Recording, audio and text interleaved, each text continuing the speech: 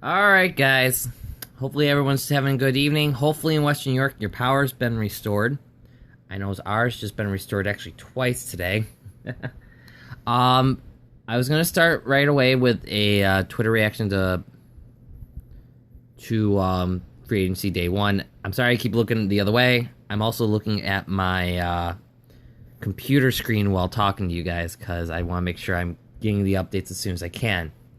But there is breaking news. Scott McClellan, GM of the Washington football team, has been fired. He's actually been the old future endeavored, going the old WWE route. But this is really sad because he wasn't at the scouting combine last week. Reports was, obviously, if you've heard, it was because of his grandmother dying. But his grandmother died 2 weeks ago. He wanted to go to the funeral. It didn't really add up. Now, there's been rumbling, especially from Chris Cooley, from a team-owned actual radio station, that he has been, unfortunately, back drinking, which, if that's true, that's a shame.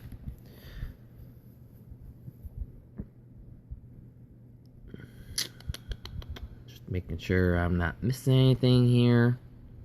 But yes, if you give me just a few seconds here, I'll get the actual quote.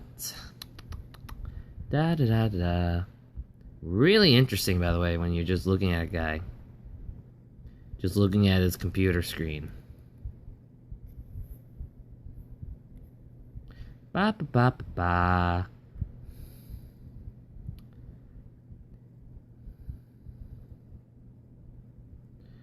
Da-da-da. If you guys are watching, by the way, I am at yeoldmiller.com. But follow me there. I'll try to do more stuff like this unless... Here it is. This is from the Washington football team's own Twitter page. Put my glasses here. The Washington Redskins have released Scott McClellan from the organization effective immediately. We wish him success in his future endeavor. The team has no further comment on his departure. The organization remains confident that his personal department as we execute our free agency plan, as well as prepare the upcoming NFL draft. This is what team president Bruce Allen, who's probably most likely going to be doing a lot of the football operations, probably with also Dan Snyder, unfortunately. This is my reaction. The Redskins are a mess.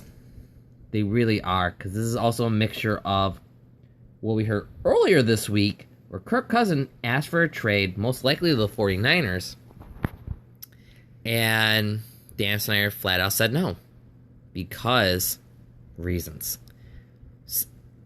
We've heard Cousins does not want to be there. He doesn't want to sign long term. Are they going to keep franchising him?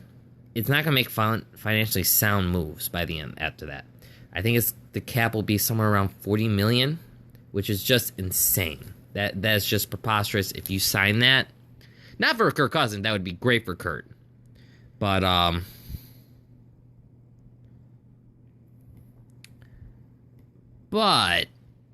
don't want to go in a moment. I want to just go home. There we go. Unfortunately, the kind of proposed after that very busy opening day of free agency. One of the biggest names out there, of course, Stephon Gilmore, former Bill, who I am a fan of, going to the Patriots. That is unfortunate. Not for, of course, not for the actual team. Stephon Gilmore, that's really good for him. He's going on a really good team. He's going on a great team, actually. And he'll be, have a quarterback with Tom Brady, be coached by Bill Belichick, one of the best defensive minds out there. But you also got to think about it this way. How it feels to be a Bills fan right now is quite sad, because right now you are dealing with 5 free agency signings. So you've been rather busy. One of them is Micah Hyde, who's getting about a 5-year contract, $30 million guaranteed. That's a lot of money for a guy who's been pretty good. He was good with the actual Packers, especially last year, where he actually was a career year, started 11 games. Definitely helped that secondary when it was definitely injury prone. Problem is, though, he's been mainly a backup after that, and he's been good but not great. Did they overpay? Maybe, most likely. But in free agency, you always have to overpay. You're never going to say, that's a great deal on day one of free agency. That's the biggest name coming from the Bills' end. You also got Sean Haska, very good field goal kicker. Not so good when it comes to the fact of bad extra points. He's not been that accurate with extra points. That kind of leads you in the Dan Carpenter type of route, which Dan Carpenter was okay. Was really good, actually. He was actually the most accurate kicker in Bills history. Problem is, he also wasn't really good at the extra points when it came to, especially near the end, and especially when it came to long field goals as well. Haska's got a leg. He's still also younger than Carpenter. Now, I hope Carpenter gets another job. I hope everything works out for the guy. I really do. But as of right now, it looks rather scary. But enough about the Bills. 2 fullbacks, Waka Waka. Hey, we're going to have a 2 fullback system. I can get the Tyrod. You've heard it all. I'm not going to add anything different. My short opinion is, I didn't want him. I think he kind of reached his ceiling. If you read a scouting report when he was getting drafted, and you look at him now, you're getting what you pay for. They got him at a good rate. He's probably better than most free agency guys. And they weren't going to get a Romo. They weren't going to get Jimmy G. And I still say draft a guy. I think if Patrick Mahomes is in your laps in round 2, try to go for him. I still think Deshaun Watson should be your guy. I don't know, though. I think he's going to go to the Jets at 6. I think you should stay away from Deshaun Kaiser, because I think he's going to be the next EJ Manuel. Excuse me, I'm going to get a drink here. And Deshaun, and if you saw in that,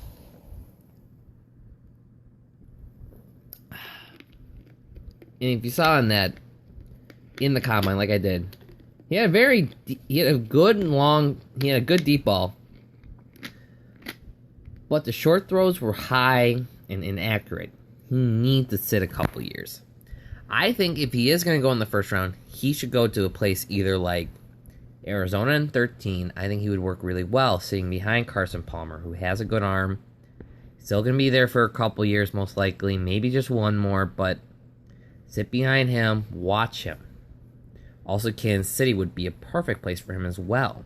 Alex Smith, he's more of a game manager. He's more of a short thrower. And he can watch him throw a football. But again, we can get into the mock drafts later on. That's later on, though. Today is about free agency. And also probably the best trade of the day. Hasn't come from Denver. Hasn't come from anyone.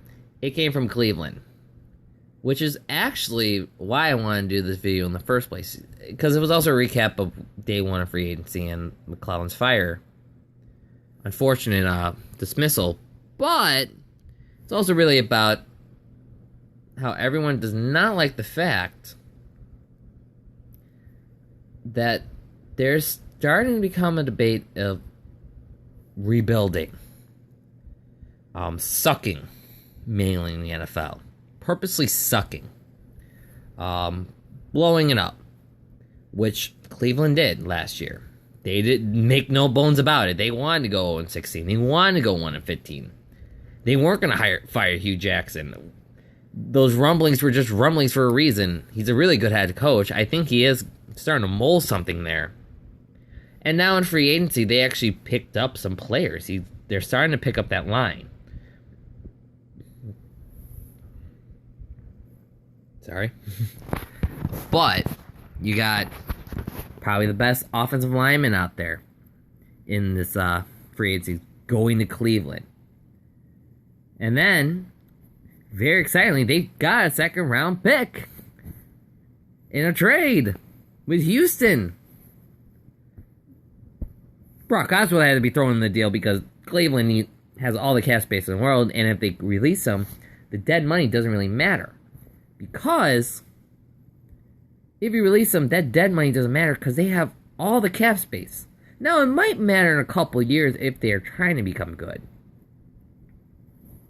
Now, it also leads to the question, what are they going to do in number one?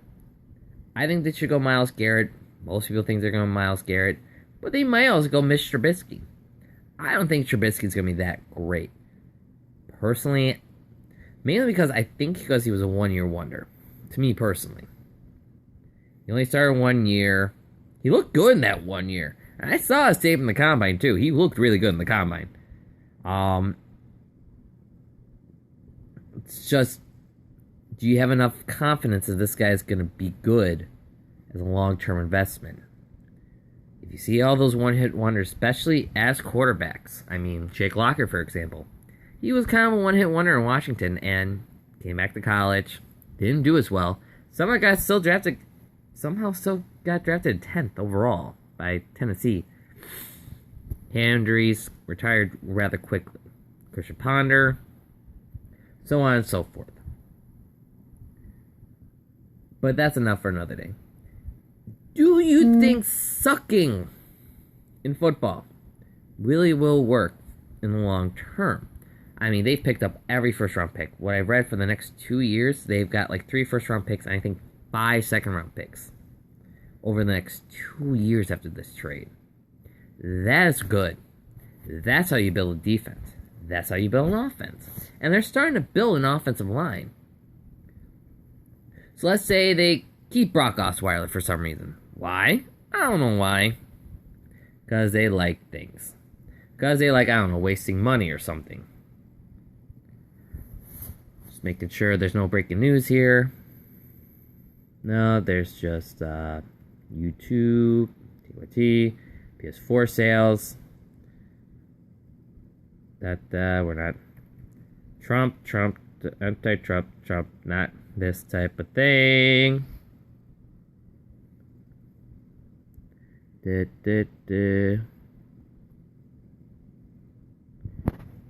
Not going. Dale Jr., Dale Earnhardt Jr., if you remember that band from a few years back. I'm not really missing anything. And then there are some departures in the Bills, like I said, Stephon Gilmore. Robert Woods getting a nice deal. Good for him, going to LA Rams. So he can catch balls from 30 feet above his head from Jared Goff. But overall, it's been a very interesting day in free agency. Russell Okung got a 4-year contract, also going to the LA Chargers. LA, don't call me San Diego Chargers. That's a really decent pickup. Okung's a pretty good left tackle, I think. 4 years, though, he wasn't perfect in Denver last year. He was pretty decent, but he wasn't perfect. By any stretch of the imagination. But it's not bad. And I also want to get through one more thing. I'm going to put my glasses back on about Osweiler. I'm going to get smart now, so I'm actually going to shut this down. I'm actually going to try to act smart for a second here. Where does Brock Osweiler go from here if he does get released? There's a good chance he may not be playing. Not a great chance, I know that. He could get signed by somebody.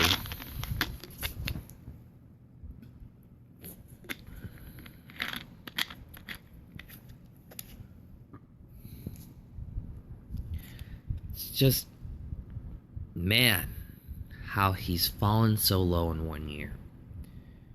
I originally liked the deal Houston made at this point last year when they signed Lamar Miller, who has turned out to be a very good running back for them. Good for them for picking that up. But Bill O'Brien doesn't like him. Bill O'Brien still should be lucky he has a job. But nonetheless, Bill O'Brien didn't like him. There's another thing of, if you don't like him, why did you bring him? If you didn't like him, why are we here? Why did he start your first playoff game? Why are you still a head coach? I don't like Bill O'Brien, if you can tell. I think he'll pick up with somebody. I don't know who. Might go to Dallas. Might go to Tampa as a backup. I don't know. Tampa might be the right team to go with. He might go back to Denver. Who knows? He's probably not going back to Denver. I just picture that phone call, actually. Hey, John, it's Brock. Can you bring me back? Who are you? Brock Osweiler? Oh, the guy who said no to me. Yeah, no. So you'll just get Tony Romo and then trade set. There's also another thing. The Tony Romo saga keeps continuing. Tony Romo. Earlier in the day, been many reports from multiple outlets, ESPN, Pro Football Talk, that Tony Romo was going to get released. And if Tony Romo gets released, Denver was going to have interest in him. But coming to light recently that Tony Romo might actually get traded to Denver.